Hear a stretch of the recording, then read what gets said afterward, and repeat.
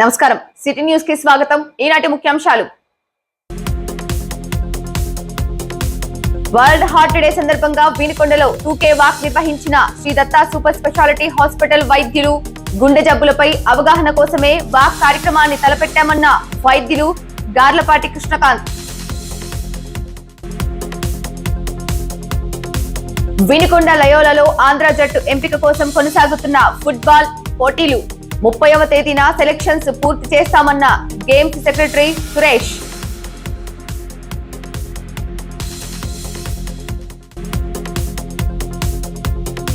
తిరుపతి లడ్డు కల్తీ వ్యవహారంపై వినుకొండలో ప్రాయశ్చిత్త మంత్రాల పూజలు.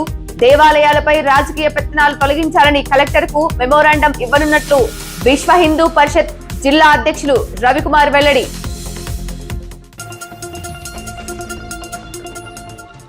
శారీరక వ్యాయామం చేస్తే గుండె సంబంధిత జబ్బులు దరిచేరకుండా ఉంటాయని వరల్డ్ హార్ట్ డే సందర్భంగా వినుకొండలో Shri Datta super speciality hospitals ఆధ్వర్యంలో నిర్వహించిన 2K వాక్ లో పాల్గొన్న Shri Datta hospital cardiologist doctor Garlapati Krishnakanth తెలిపారు.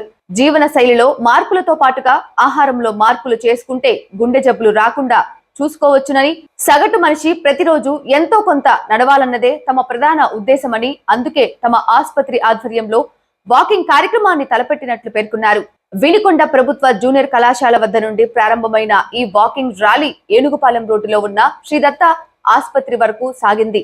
అనంతరం శారదాబా ఫంక్షన్ హాలులో గుండె సంబంధిత జబ్బుల నివారణ, ముందుగానే తీసుకోవాల్సిన జాగ్రత్తలపై డాక్టర్ కృష్ణకాంత్ అవగాహన కల్పించారు. ర్యాలీ కార్యక్రమాన్ని విజయవంతం చేసిన ప్రతి ఒక్కరికి డాక్టర్ గార్లపాటి జ్ఞానేశ్వరి ధన్యవాదాలు తెలిపారు. గుడ్ మార్నింగ్, అందరికీ నమస్కారం. ఇవాళ సెప్టెంబర్ 29 వరల్డ్ హార్ట్ డే సందర్భంగా మేము మొట్టమొదటిసారిగా ఈ పెద్ద ప్రోగ్రామ్ని వినుకొండ పట్టణంలో చేపట్టడం చాలా సంతోషంగా ఉంది. దీనిలో అందరూ ఉత్సాహంగా పాల్గొనడానికి చాలా చాలా సంతోషంగా ఉంది. ముఖ్యంగా ఇవాళ వరల్డ్ హార్ట్ డే సందర్భంగా అందరూ కూడా ఒక యాక్టివిటీ, ఒక జీవన శైలిలో ఒక ఉత్తేజాన్ని నింపుకుంటూ ప్రతిరోజు కూడా కనీసం ఒక అరగంట నడవడం అనేది, శారీరక వ్యాయామం అనేది, ఏరోబిక్ ఎక్సర్సైజ్ అనేవి చాలా ఇంపార్టెంట్. ఈ వాక్ ద్వారా అందరిలో కూడా ఈ ప్రధానమైన ఈ మెసేజ్ని పాస్ చేద్దాం అనేదే ఈ వాక్ యొక్క ప్రధాన ఉద్దేశం. దీంతో పాటుగా ఇతర ముఖ్యమైన జీవనశైలి మార్పులు, ఆహారపు అలవాట్ల మార్పులు అనేవి చేయడం ద్వారా గుండె జబ్బులు రాకుండా చాలా వరకు నివారించుకోవచ్చు. ఈ వరల్డ్ హార్ట్ డే ద్వారా వాక్ ఫర్ ద హార్ట్ అనే మెసేజ్ని కార్డియాలజీ సొసైటీ ఆఫ్ ఇండియా తెలియజేస్తోంది. ప్రతిరోజు నడవండి అనేదే ఈ స్లోగన్ యొక్క ప్రధాన ఉద్దేశం. దీంతో పాటుగా మెయిన్గా చెప్పాల్సిన మెసేజ్ ఏంటంటే, ఏరోబిక్ ఎక్సర్సైజెస్ కనీసం వారానికి 150 నిమిషాలు అనేది టార్గెట్. అలాగే ఆహారపు అలవాట్లలో జంక్ ఫుడ్ అంటే తినుబండారాల్లో ఈ చిరుతిళ్లను బాగా తగ్గించుకుని, ఎస్పెషల్లీ బేకరీ ఫుడ్స్, తర్వాత ఆయిల్ ఎక్కువగా ఉండే ప్రాసెస్డ్ ఫుడ్ ఏదైనా ఉంటే, బిర్యానీలు కానివ్వండి, ఫ్రైడ్ రైస్లు కానీ తగ్గించుకుంటూ ఆహారంలో కూరగాయలు, పండ్లని బాగా పెంచాలి అనేది ప్రధాన ఉద్దేశం. దీనితో పాటుగా జీవన శైలిలో ఇవాళ ఒత్తిడి విపరీతంగా పెరిగిపోతూ ఉంది. ఈ ఒత్తిడిని తగ్గించుకోవడానికి కావాల్సిన మానసికపరమైన ఎక్సర్సైజ్ అంటే యోగా కానీ, ప్రాణాయామం కానీ, మెడిటేషన్ లాంటివి. తర్వాత ప్రతి మతంలో కూడా వాళ్ళ మత సాంప్రదాయాలను గౌరవించుకుంటూ కనీసం రోజుకు ఒక అరగంట గడపడం. ఉదాహరణకి క్రిస్టియన్స్ అయితే ప్రేయర్ చేస్తూ ఉంటారు, ముస్లిమ్స్ నమాజ్ చేస్తూ ఉంటారు. వారి మత సాంప్రదాయాలను అనుసరించి కనీసం రోజుకు ఒక అరగంట స్పెండ్ చేయమని రోజు ఓపీలో మేము చెప్తూ ఉంటాం. ఇటువంటివి పాటించడం ద్వారా గుండె జబ్బులు దూరంగా ఉండొచ్చు. అలాగే 40 దాటిన వాళ్ళు, వయసులో 40 దాటిన వాళ్ళు, మెయిన్గా షుగరు, బీపీ లాంటివి, పొగదాగే అలవాటు లాంటివి ఉన్నవాళ్ళు ఖచ్చితంగా ఏడాదికి ఒకసారన్నా కనీసం వ్యాయామం పరీక్షలు చేయించుకుంటూ ఉండాలి. ఈ పరీక్షలు చేయించుకోవడం ద్వారా ఏవైనా తేడాలు ఉంటే మనం ప్రాథమిక దశలోనే గుర్తించి వాటికి కావాల్సిన నివారణ ఉపాయాలు మనం చేసుకోవచ్చు. కాబట్టి ఈ మెసేజ్ని ప్రధానంగా వరల్డ్ హార్ట్ డే సందర్భంగా పాస్ ఆన్ చేయాలని అనుకుంటాం. Thank you. ఈ వరల్డ్ హార్ట్ డే రోజు ముఖ్యంగా ఈ 2K వాక్ నిర్వహించడానికి ముఖ్య కారణం వాకింగ్ యొక్క ఇంపార్టెన్స్ గుండెపరంగా తెలియజేయడానికి ఈ కార్యక్రమం నిర్వహిస్తున్నాము. అలానే ఇది అయిపోయిన తర్వాత ఇప్పుడు అవగాహన సదస్సు ఉంది. దాంట్లో గుండెపోటుకి సంబంధించిన లక్షణాలు, ముఖ్యంగా గుండెపోటు ఎవరికి ఎక్కువ వచ్చే సూచనలు ఉన్నాయి, మేము అబ్జర్వ్ చేసిన వాటిలో ఎక్కువ మంది షుగర్ పేషెంట్స్ చాలా ఇబ్బంది పడుతున్నారు. కాబట్టి డయాబెటిక్ పేషెంట్స్ వాళ్ళు ఇంకా చాలా జాగ్రత్తగా కేర్ తీసుకోవాలి, షుగర్స్ కంట్రోల్లో ఉంచుకోవాలి. ఇలా కొన్ని అవగాహన కల్పించడానికి ఇప్పుడు అవగాహన సదస్సు కూడా నిర్వహిస్తున్నాం. అలానే ఈ వరల్డ్ హార్ట్ డే సందర్భంగా ఈ రోజు దాకా రిజిస్ట్రేషన్ చేయించుకున్న వాళ్ళకి హార్ట్ చెకప్ అంటే ECG, 2D echo consultation, BP, sugar ఇవి కూడా ఉచితంగా చేయబడుతున్నాయి. ఈ అవకాశాన్ని అందరూ వినియోగించుకోవాల్సిందిగా కోరుతున్నాం.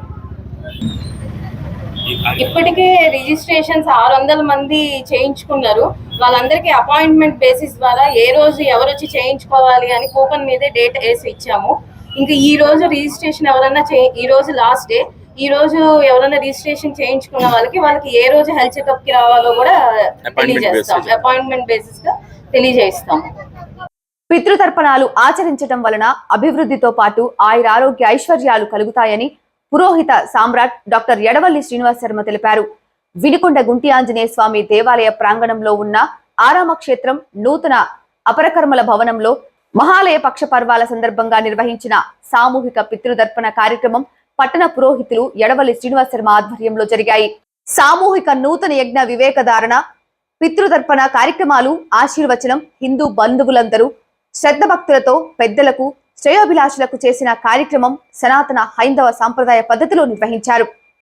ఆంధ్రప్రదేశ్ స్కూల్ గేమ్స్ ఫెడరేషన్ ఆధ్వర్యంలో 68వ అండర్ 17 బాలబాలికల ఫుట్బాల్ పోటీలు వినుకొండ లయోలా స్కూల్లో ఆవరణలో 2వ రోజు కొనసాగుతున్నాయి.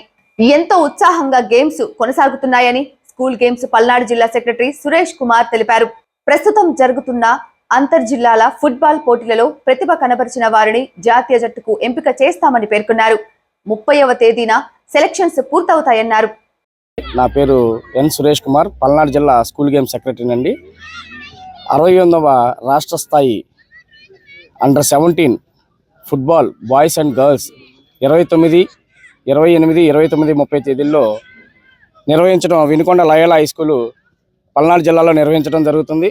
దీనిలో భాగంగా ఉమ్మడి జిల్లాలు 13 జిల్లాల నుంచి అబ్బాయిలు అమ్మాయిలు పార్టిసిపేషన్ చేయడం జరుగుతుంది.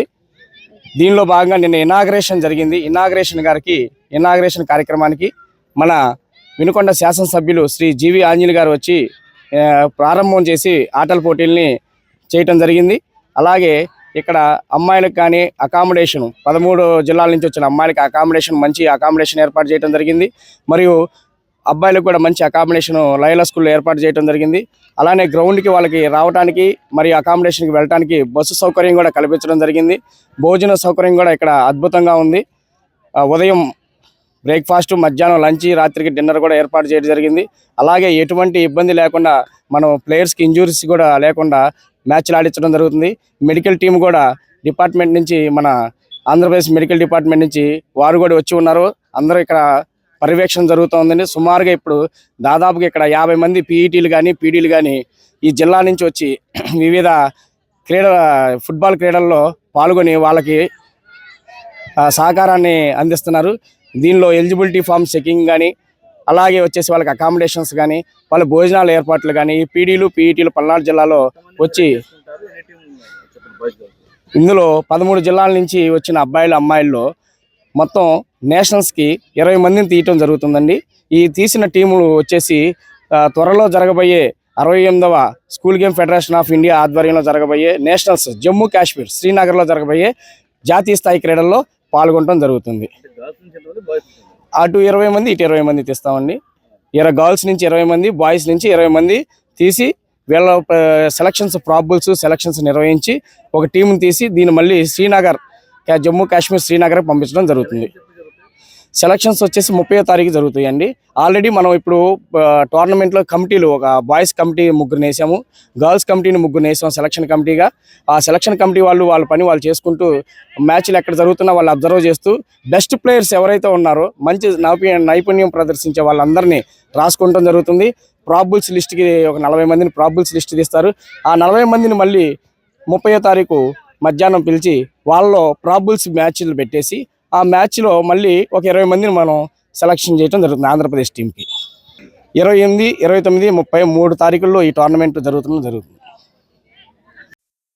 రోడ్డు ప్రమాదంలో ప్రైవేట్ స్కూల్ టీచర్ మృతి చెందాడు. వినుకొండ సిద్ధార్థ నగర్ లో నివాసం ఉండే దోపర్లపుడి నార్ల అప్పారావు పట్టణంలోని ఓ ప్రైవేటు పాఠశాలలో టీచర్ గా పనిచేస్తున్నాడు. అప్పారావు గత రాత్రి ద్విచక్ర వాహనంపై వస్తుండగా పట్టణంలోని నర్సాపేట రోడ్డులో ఉన్న డివైడర్ ఢీకొని బలమైన గాయాలు తగలటంతో మృతి చెందాడు. ద్విచక్ర వాహనానికి ఆవు అడ్డు రావటంతో ఈ ప్రమాదం జరిగి ఉండవచ్చునని పోలీసులు భావిస్తున్నారు. మృతదేహానికి పోస్టుమార్టం నిమిత్తం వినుకొండ ప్రభుత్వ ఆసుపత్రిలోని మార్చురీకి తరలించారు. మృతుడికి భార్య మాణిక్యం, 2 పిల్లలు ఉన్నారు. మృతి ఘటనపై అర్బన్ సిఐ శోభన్ బాబు కేసు నమోదు చేసుకుని దర్యాప్తు చేస్తున్నట్లు వెల్లడించారు. తిరుపతి లడ్డు విషయంలో ధర్మాన్ని రక్షించి దోషులను శిక్షించాలని విశ్వ హిందూ పరిషత్ పల్నాడు జిల్లా అధ్యక్షులు భాగవతుల రవికుమార్ ఆధ్వర్యంలో వినుకొండ కొత్తపేట రామాలయంలో పురోహితులు డాక్టర్ ఎడవల్లి శ్రీనివాస్ శర్మ గోవిందనామాలతో భక్తులచే ప్రాయశ్చిత్ర మంత్రాన్ని 108 సార్లు పఠించి అనంతరం ధర్మ రక్షణకై ప్రార్థించారు. ఈ సందర్భంగా రవికుమార్ లడ్డు వివాదంపై మాట్లాడుతూ దేవాలయాలపై రాజకీయ పెత్తనంతోనే అసలు వివాదాలు తలెత్తుతున్నాయని, ధర్మ ప్రవర్తన సేవాభావం కలిగి ఉండే ధార్మిక వ్యక్తులకైనా లేక స్వామీజీలకు అయినా ఆలయ బాధ్యతలు అప్పచెప్పటంతో అన్నింటికి పరిష్కారం లభిస్తుందని పేర్కొన్నారు. అంతేకాక భక్తుల మనోభావాలు పరిరక్షించబడతాయని వెల్లడించారు. లడ్డు వివాదం నిగ్గు తేల్చాలని, దేవాలయాలపై రాజకీయ పెత్తనం లేకుండా చూడాలని రాష్ట్ర వ్యాప్తంగా కలెక్టర్లకు విశ్వ హిందూ పరిషత్ ఆధ్వర్యంలో మెమోరాండం ఇవ్వనున్నట్లు వివరించారు. శిల్పాలు కానీ ఇవన్నీ కూడా ప్రపంచవ్యాప్తంగా హిందూ మతం ఉంది ఒకప్పుడు అనటానికి మన సాక్ష్యాలు కనపడుతూ, మరి ప్రతి వాళ్ళు హిందూ సమాజాన్ని గొప్పగా చూస్తున్న పరిస్థితుల్లో మన దేశంలో మరి ఇలాంటి సంఘటనలు జరగడం అనేది చాలా బాధాకరం. ముఖ్యంగా ప్రస్తుతం మనం చూసేట్టయితే ఈ తిరుపతి లడ్డు సంబంధించి దాంట్లో ఈ రకరకాల కలుషిత పదార్థాలు లేకపోతే కనుక ఈ జంతువులకు సంబంధించిన కొవ్వు కలిసిందని చెప్పి ప్రచారం వింటున్నాం మనం. మరి ఇలాంటి విషయాల్లో తాత్సారం చేయకుండా ఇవి మొత్తం హిందూ సమాజంలో ఉన్న అందరి మనోభావాలు మరి చాలా గాయపరిచాయి. ప్రతి వాళ్ళు రోడ్డు మీదకి వచ్చి మాట్లాడవచ్చు. ఎందుకంటే హిందూ జాతిలో మనకి ఏంటంటే ప్రత్యేకత కొంచెం సంయమనంగా ఉండటం, ఆలోచన చేయటం మన యొక్క విధానం. తొందరగా వచ్చి రోడ్డు మీద గొడవపడే స్వభావం లేదు కాబట్టి. కానీ దీనికి సంబంధించిన రియాక్షన్ మాత్రం డెఫినెట్గా ప్రతి హిందూ హృదయానికి తెలుసు. ప్రతి హిందూ హృదయం ఎంత బాధపడుతుందో మరి మనం అనేక విధాలు చూస్తున్నాం. అనేక విధాలుగా వారి యొక్క భావాలు వ్యక్తీకరిస్తున్నారు. నిజంగా అక్కడ ఏం జరిగింది అనేది మరి నిగ్గు తేల్చాలి. రాబోయే రోజుల్లో ఇలాంటి పనులు జరగకుండా అక్కడ ప్రభుత్వం కఠిన చర్యలు తీసుకోవాలని విశ్వ హిందూ పరిషత్ డిమాండ్ చేస్తోంది. అలాగే ఏవైతే ఇప్పుడు ఇతర కమ్యూనిటీస్కి వాళ్ళకి సంబంధించిన ప్రచారానికి కానీ వాళ్ళకి సంబంధించిన గొళ్ళ వ్యవస్థకి సపరేట్గా సంస్థలు ఉన్నాయి. దాని మీద గవర్నమెంట్ పెత్తనం లేదు.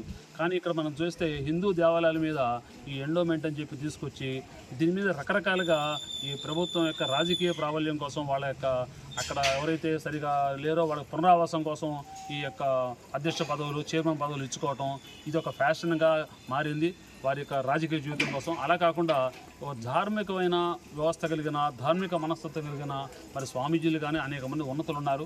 అలాంటి వాళ్ళని అలాంటి యొక్క ఈ తిరుపతి దేవస్థానం అలాంటి యొక్క చైర్మన్షిప్ కానీ అలాంటి ఒక ఉన్నతమైన పదవుల్లో వాళ్ళని కూర్చోబెడితే ఇలాంటి విమర్శలు జరగవు.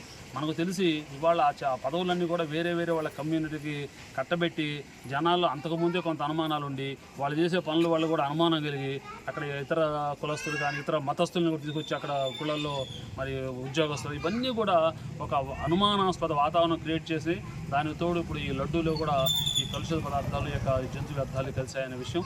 దీన్ని మరి ప్రభుత్వం కఠిన చర్యలు తీసుకోవాలి. దాని మీద నిగ్గు తేల్చాలి, నిజాలకు నిగ్గు తేల్చాలి. దీని రాజకీయ ప్రయోజనాలకు ఎవరు వాడుకున్నా కానీ విశ్వ హిందూ పరిషత్ సహించదు. అది ఎవరైనా సరే అదేదో ఈ దేవాలయాలకు సంబంధించిన విషయాలు కానీ ఈ యొక్క వ్యవస్థని విమర్శించుకుంటూ కాలక్షేపం చేసుకుంటూ ప్రచారం సంబంధించి కాకుండా దాంట్లో నిజాలని నిగ్గు తేల్చకపోతే రాబోయే రోజుల్లో మనం చూస్తున్నాం తిరుమల దేవస్థానం జోలికి వెళ్ళిన అనేక మంది ఎలాంటి ఇబ్బందులు పడ్డారో మనం చెప్పేది కాదు. కాబట్టి ఎందుకంటే ఒక పవిత్ర మూర్తి తిరుపతి లడ్డూని భగవంతుడు యొక్క ప్రసాదంగా మన వాళ్ళు భావిస్తారు. ఆయన చూసుకున్నంత పవిత్రత దానిలో చూస్తారు. ఎప్పుడు అనాదిగా ఎప్పటి నుంచో వస్తున్న ప్రపంచ దేశాల్లో మొత్తం కూడా తిరుపతి లడ్డు అంటే ఎంతో దాన్ని కూడా మీరు ఈ రకమైన కలుషిత వాతావరణం తీసుకొచ్చి ఇదొక ప్రచారంగా నానా గోళ చేసి ఆ యొక్క గుడి మీద ఉండే యొక్క పవిత్రతను మీరు భంగం కలిగిస్తున్నారంటే ఇది చాలా ఘోరమైన తప్పిదం.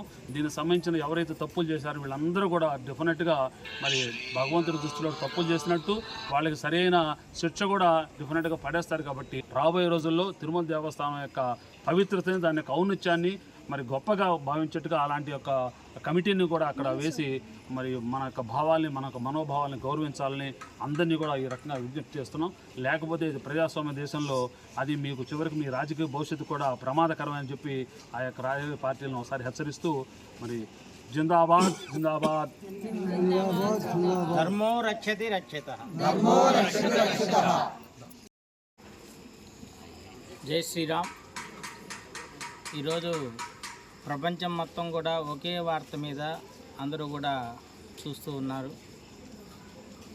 తిరుమల అనగానే ఒక పవిత్రమైన క్షేత్రంగా, స్వామివారి ప్రసాదం అనగానే తిరుమల ప్రసాదాన్ని తీసుకోగానే తిరుమల వెళ్ళి ఇచ్చినటువంటి ఆనందాన్ని అందరూ పొందుతూ ఉంటారు. అలాంటి గొప్ప ఘన ప్రతిష్ట కలిగినటువంటి సనాతన ధర్మం యొక్క విలువలను పెంచేటువంటి ఆ యొక్క ప్రసాదంలో కూడా కల్తీలు కలిసినాయని చెప్పేసి ఈ ప్రచారాలు జరుగుతూ హిందువుల యొక్క మనోభావాలను దెబ్బతీస్తూ ఉన్నది ఈ సమాజం. హిందువులందరూ కూడా ఐక్యత లేకపోతే రాబోయే రోజుల్లో మన దేవాలయాల పరిస్థితి, మన సనాతన ధర్మం ఎక్కడికి వెళుతుందా అనేటువంటి పరిస్థితులు ఏర్పడుతూ ఉన్నాయి.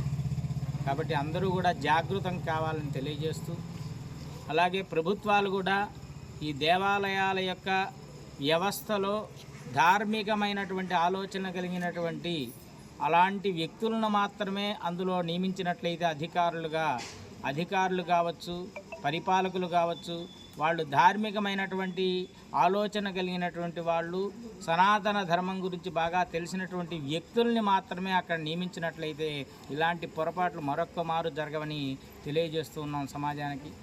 అలాగే మనందరం ఐక్యతగా ఉన్నట్లయితే ఇలాంటి పొరపాట్లు మరొక మారు జరగవు. కాబట్టి హిందువులందరూ కూడా ఐక్యత కావాల్సినటువంటి అవసరం. ఇదంతా కూడా ఆ స్వామి గమనిస్తూనే ఉంటాడు. అంటే ఏది జరుగుతుంది, ఎలా జరుగుతుంది అనేది అంతా గమనిస్తూనే ఉంటాడు. తప్పు చేసిన వాళ్ళకి శిక్ష ఖచ్చితంగా ఉంటుందనేది అందరూ తెలుసుకోవాలి. అంటే అది విగ్రహం కదా, అది చూడదు అనుకోవచ్చు, కానీ స్వామి సన్నిధిలో జరిగినటువంటి పొరపాటుని స్వామి సరిదిద్దుతాడు. స్వామి ఒక్కసారి కన్నులు తెరిచి చూస్తే సమాజంలో ఎలాంటి తప్పులు చేసిన వాళ్ళైనా కూడా శిక్షింపబడతారనేది అందరూ తెలుసుకోవాల్సిన అవసరం ఉన్నది. జై శ్రీరామ్. ఇలాంటి గొప్ప కార్యక్రమానికి ఇచ్చేసినటువంటి భక్తులందరికీ కూడా మనవి ఒకటే, ధర్మం అనేది మనం రక్షిస్తూ ఉంటే అది మనల్ని ఎప్పుడూ రక్షిస్తూ ఉంటుంది. కాబట్టి అందరం కూడా ధర్మాన్ని ఆచరించాలి. అందరూ కూడా ధర్మాన్ని ఆచరించినట్లయితే ఎప్పుడు కూడా ఆ ధర్మం మనల్ని రక్షిస్తుంది అని చెప్పేసి మన పెద్దలు పూర్వీకులు ఎప్పుడో చెప్పారు. కాబట్టి సనాతన హైందవ సాంప్రదాయాన్ని మనం అందరం కూడా ఆచరిద్దాం, ధర్మాన్ని రక్షిద్దాం, మనం అందరం కూడా ధర్మం చేత రక్షింపబడదాం. ఓం నమో వెంకటేశాయ. ధర్మో రక్షతి రక్షితః. ధర్మో రక్షతి రక్షితః. ధర్మో రక్షతి రక్షితః. అపరాధ సహస్రాణి క్రియంతే అహర్నిశం మయా దాసోయం ఇతి మాం మత్వా క్షమస్వ పరమేశ్వర. అందరూ కూడా జాతీయ బాల్ బ్యాడ్మింటన్ పోటీలలో సావల్యాపురం జడ్పీ ఉన్నత పాఠశాల విద్యార్థులు సిల్వర్ మెడల్ సాధించారు. జాతీయ సబ్ జూనియర్ బాలికల బ్యాడ్మింటన్ పోటీలలో సిల్వర్ మెడల్ సాధించిన విద్యార్థినులకు అభినందన కార్యక్రమం మండల కేంద్రమైన సావల్యాపురంలోని జడ్పీ ఉన్నత పాఠశాలలో పాఠశాల హెచ్ఎం విజయలక్ష్మి ఆధ్వర్యంలో నిర్వహించారు. తమ పాఠశాల నుండి ఇంటర్ విద్యార్థినులు బండారు దేవమణి, ముట్లూరి లుతియాలు ఈ నెల 25 నుండి 28వ తేదీ వరకు హర్యానాలో జరిగిన జాతీయ బాల్ బ్యాడ్మింటన్ బాలికల విభాగంలో సిల్వర్ మెడల్స్ సాధించారని పిడి రాధాకృష్ణమూర్తి తెలిపారు. విజేతలకు పాఠశాల హెచ్ఎం విజయలక్ష్మి, ఉపాధ్యాయ సిబ్బంది, తల్లిదండ్రులు అభినందనలు తెలిపారు. సిటీ న్యూస్ ఇంతటితో సమాప్తం. తిరిగి రేపటి సిటీ న్యూస్ లో మళ్ళీ కలుద్దాం. అంతవరకు సెలవు. నమస్కారం.